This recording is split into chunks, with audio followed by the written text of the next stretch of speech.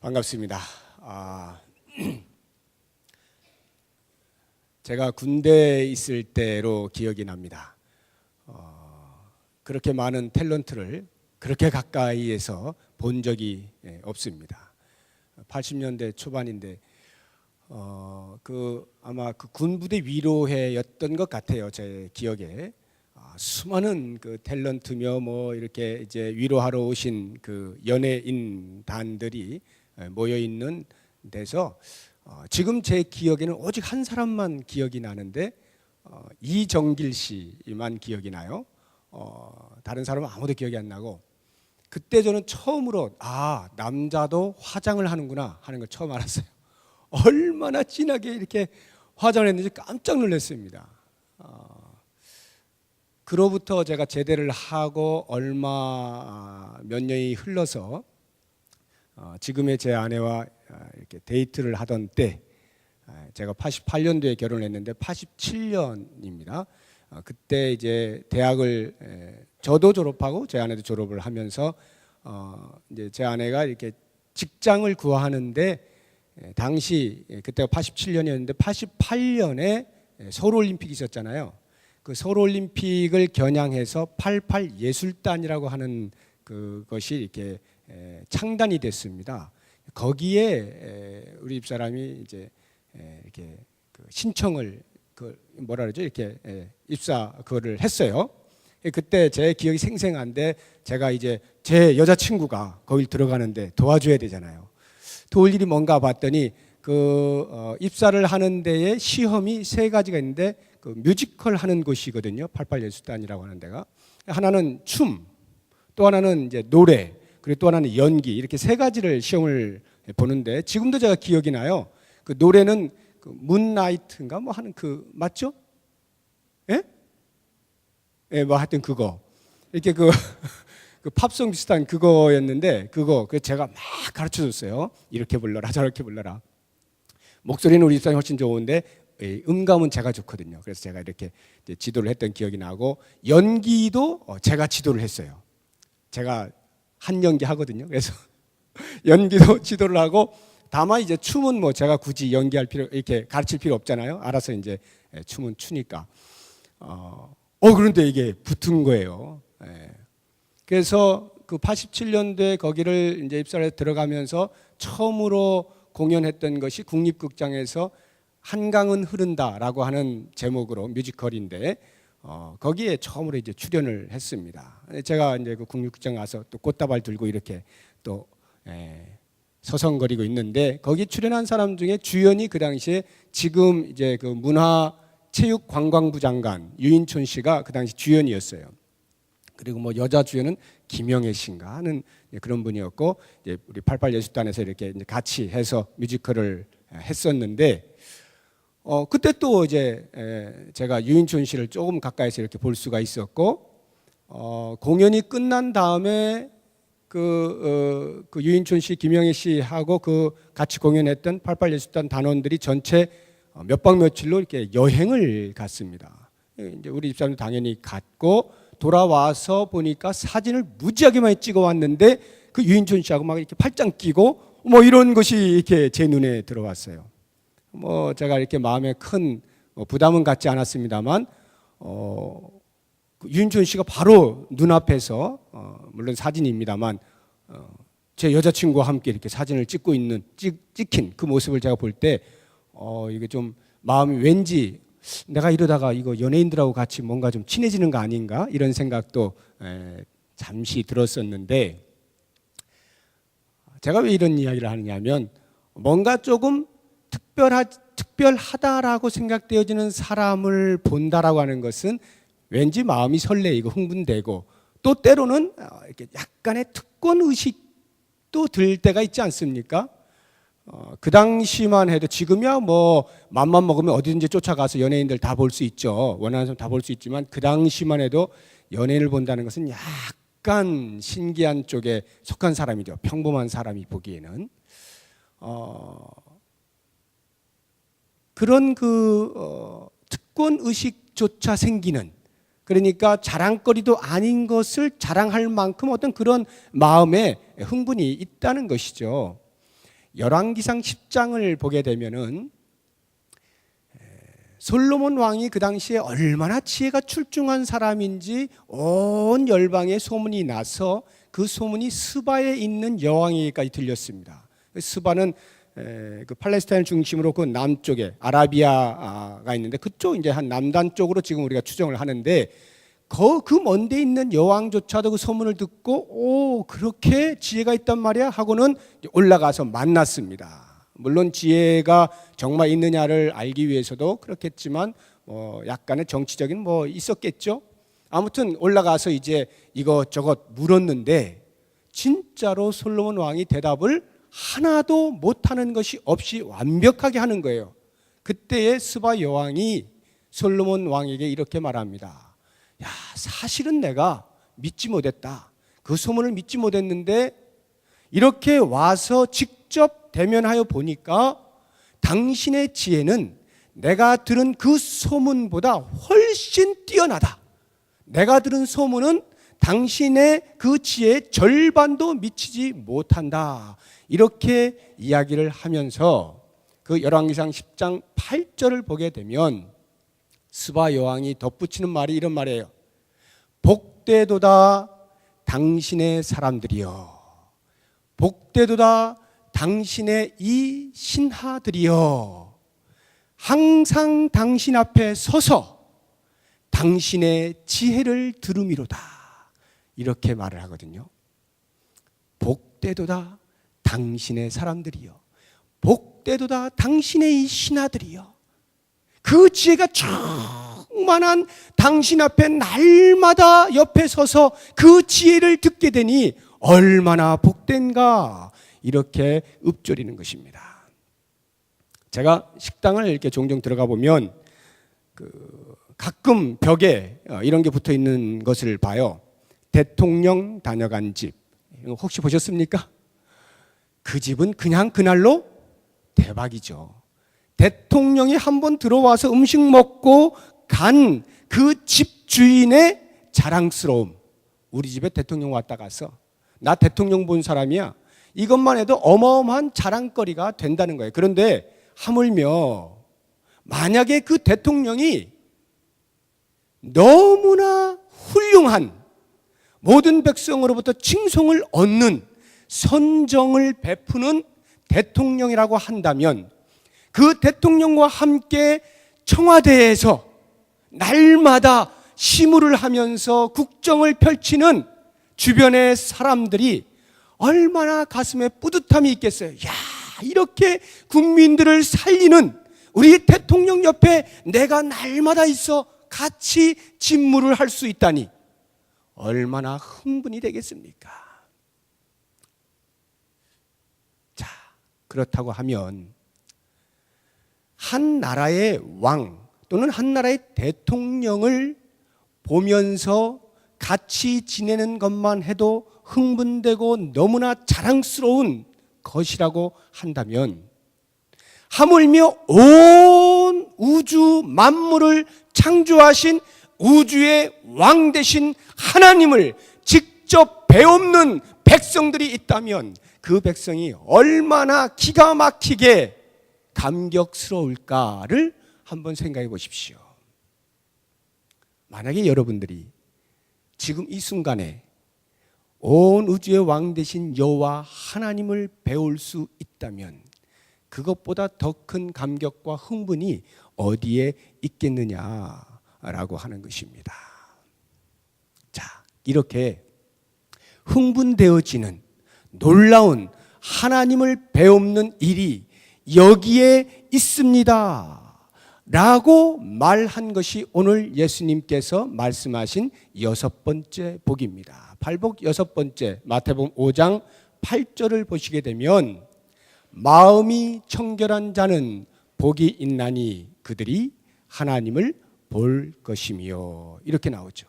마음이 청결한 자는 복이 있나니 그들이 하나님을 볼 것이며 이 말을 들었을 그 당시의 사람들은 두 번의 큰 충격을 받게 되었을 것입니다. 영어로 하면 더블 임팩트를 받은 거예요. 2번 충격 팡팡 이렇게 받았는데 그 첫 번째 충격이 뭐냐? 방금 제가 말씀드린 여호와를 뵙는다라고 하는 것이 충격이었습니다. 왜냐? 구약을 살고 있던 그 당시의 사람들, 물론 예수님 당시의 사람들도 여전히 구약을 이어온 그 유대 백성들이죠.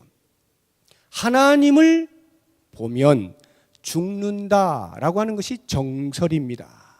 실제로 하나님께서는 율법 속에서 그렇게 말씀을 하시죠. 모세가 당신을 좀 보여주십시오 라고 부탁을 할 때 출애굽기 33장 20절을 보면 네가 만약 내 얼굴을 보면 너는 살아남지 못할 것이다. 내 얼굴을 보는 자는 다 죽는다. 이렇게 말씀을 하시죠. 사사기에도 보면은 그 삼손의 아버지인 마노아가 주의 사자를 본 후에 그의 아내에게 말하죠. 아이고, 우린 죽었다. 우리가 하나님을 배웠으니 우리는 이제 죽었다. 사사기 13장 22절에 말씀하고 있습니다. 이사야 선지자도 마찬가지예요. 이사야서 6장 5절을 보시면은 이사야가 우시아의 죽던 해에 성전에 들어가서 하나님의 영광을 배운 다음에 6장 5절에서 이렇게 말하는 것입니다. 화로다 나여 망하게 되었도다. 나는 입술이 부정한 자요 입술이 부정한 백성 가운데 거하면서 만왕의 여호와이신 왕을 배웠기 때문이다. 이렇게 말합니다. 그러니까 구약 시대의 모든 사상은 여호와 하나님의 얼굴을 보는 순간 죽는 거예요. 그렇기 때문에 예수님께서 지금 여호와의 얼굴을 본다, 하나님을 볼 것이다 라고 말한 그것은 대단한 충격인 것입니다. 그런데 그 다음 두 번째 충격이 무엇이냐? 그 하나님을 보게 되는 복의 근원이 어디에 있느냐? 복의 조건이 무엇이냐? 마음을 청결하게 하면, 마음이 청결하면 여호와를 보게 될 것이다 라고 하는 말이 또 한 번의 큰 충격입니다. 왜냐하면 그 당시의 백성들은 어느 누구도 내 마음을 깨끗하게 해야지 라고 생각한 사람이 없어요. 내가 마음을 잘 지키고 마음을 깨끗하게 함으로써 하나님이 기뻐하시는 행동을 할 것이야 라고 생각한 사람이 아무도 없습니다. 왜냐하면 그 당시에 종교 지도자들인 바리새인과 서기관들이 그들을 가르치기를 그러한 마음의 정결함보다는 구약 대대로부터 내려오는 전통들, 율법과 장로들의 유전들, 규례들, 이런 것들을 얼마나 잘 지키느냐라고 하는 것으로 신앙의 수준을 매겼고, 그것을 잘 지키는 자기들이야말로 가장 하나님 앞에 의로운 사람이다 라고 하는 것을 은연중에 계속 이야기했거든요. 그러니까 그러한 정결례 또는 의식법, 제사법들을 제대로 시행하지 못하는 백성들의 입장에서는 늘 그 종교 지도자들에 의해서 자학을 할 수밖에 없게 되는 거죠. 자기들의 모습을 보니까 도무지 하나님이 원하시는 모습이 아니에요. 저 바리새인들의 저 훌륭한 제사를 지내는 모습을 볼 때마다, 아주 멋진 그런 제물을 바치는 것을 볼 때마다 마음에 늘 괴로움이 있는 것입니다. 나는 언제나 저렇게 될까? 그들의 마음 가운데는 마음이 깨끗한 것으로 하나님과 무엇인가 교제를 할 것이라는 생각은 하지 못하는 것이에요. 바리새인들이 그렇게 가르쳤거든요. 바로 그러한 분위기 속에서 예수님께서 마음이 청결한 자가 복이 있는데 그 복의 내용이 하나님을 볼 것이라고 하니 얼마나 큰 충격이었겠는가 하는 것입니다. 여러분, 구약 시대에 하나님을 보면 죽는다라고 하는 그것이 곧 그들로 하여금 오히려 더, 그래서 어떻게 해서든지 하나님을 한 번만 볼 수 있으면 참 좋겠다, 이런 것 아니겠습니까? 왜 하나님을 볼 수 없게 만들어 놓았겠어요? 우리의 죄악이 하나님으로부터 너무나 멀어져 버려가지고 하나님을 보면 오히려 그 영광스러운 그 거룩 앞에서 이 죄악된 모습이 하나님의 용서를 받지 못하게 되는 것, 그것 때문에 죽게 된다라고 말씀하는 것 아니겠습니까? 그러니까 그 백성들의 마음은 오히려 반대로 하나님을 한 번만 볼 수 있다면 얼마나 좋을까라고 하는 반대 극부적인 희망이, 소망이 있었다는 것이죠. 바로 그러한 소망이 있는데도 불구하고 볼 수 없는 자신들의 죄악, 이 속에서 예수님께서 말씀하시기를 마음이 청결한 자는 하나님을 보게 되는 복을 얻게 된다, 이렇게 말씀하실 때 그 말씀은 가히 충격적이란 말이죠. 그러니까 그 당시에 유대 사회 속에서는 도저히 상상할 수 없었던 말, 이것이 예수님의 입을 통하여 나오면서 하나님 나라에서는 이런 사람이 복이 있는 것이다, 하나님 나라의 수칙은 바로 이것이다 라고 새로운 법을 말씀을 해 주시는 것입니다. 그러니 마음에 얼마나 큰 감흥이 되었겠어요. 자, 그렇다고 하면 이제 마음이 청결한 자가 복이 있다라고 했는데, 마음이 청결한 자가 하나님을 볼 수 있다라고 했는데, 그러면 이제 오늘 이 시대를 살고 있는 우리들은 하나님을 보는 것이 마음이 청결하면 되는 것임을 알게 된 자로서 어떻게 하면 우리의 마음이 청결해질 수 있는가라고 하는 것을 생각해 봐야 되겠죠. 어떻게 하면 우리의 마음이 청결해질 수 있는가? 그 어떻게를 생각하기 전에 왜 마음이 청결해야 하는가? 이것부터 먼저 한번 생각해 보죠. 왜 마음이 청결해야 하는가? 왜 마음이 청결할 때 하나님을 볼 수 있는 것인가? 에덴 동산을 가보십시오. 여러분, 아담과 하와가 무엇 때문에 하나님을 대면하여 보던 그 아름다운 삶을 더 이상 영위할 수 없게 되었나요? 마음에 하나님과 같이 되고자 하는 교만한 죄가 들어왔기 때문 아니겠습니까? 하나님과 같이 되고자 하는 그 교만한 마음이 생기면서 더 이상 하나님을 볼 수 없게 되었잖아요. 그들의 환경이 좋지 않아서, 환경이 열악해서 하나님을 볼 수 없었나요? 아니죠. 최상의 환경이었죠. 더 이상의 좋은 환경이 있을 수 없는 그 에덴 동산에서 다른 외적인 어떤 조건도 아닌 오직 마음의 죄로 말미암아 더 이상 하나님을 볼 수 없게 되었잖아요. 마음이 청결해야 하는 이유는 마음이 더러워졌기 때문에 하나님을 볼 수 없게 된 그 이유로 인하여서 정말로 하나님을 뵙기 원한다면 우리의 마음이 깨끗해져야 한다라고 하는 것입니다. 이러한 사상이 예수님에게 그대로 전달이 되어져서 예수님께서 그 백성들에게 똑같이 가르치시거든요. 마태복음 15장을 보면은 바리새인과 서기관들이 예수님께 나와서 항의를 합니다. 선생이요, 당신의 제자들이 지금 떡을 먹는데 손을 씻지 않고 먹고 있습니다, 이렇게 말해요.